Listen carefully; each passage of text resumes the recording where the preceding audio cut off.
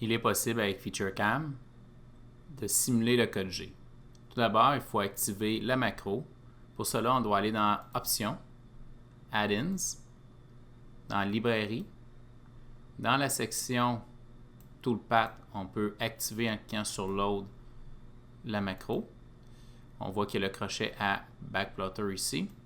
Et ça fait apparaître automatiquement une nouvelle icône. Maintenant, ce que je vais faire, c'est que je vais simuler ce que j'ai déjà ici. Je vais sauvegarder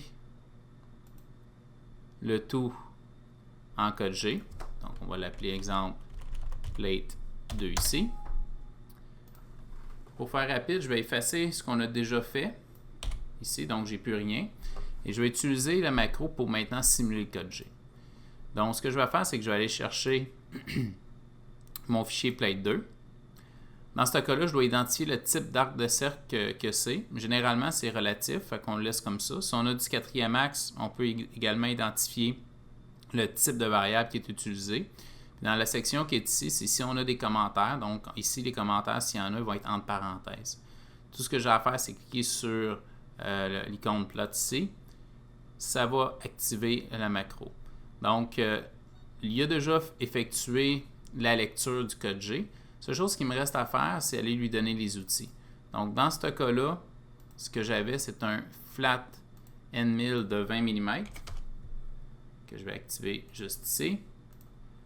Et dans l'autre ici, c'est un flat N1000 de 16 mm que j'active également. Donc, je peux redémarrer ma simulation, puis on peut voir que le logiciel a effectué la lecture du code G. On peut aller voir un peu plus en détail. Qu'est-ce qu'il fait? C'est qu'il transforme le code G, ce qu'on appelle en toolpath. Donc, si je m'en viens ici, dans toolpath, juste arrêter la simulation, on est capable de voir le trajet d'outils à l'écran.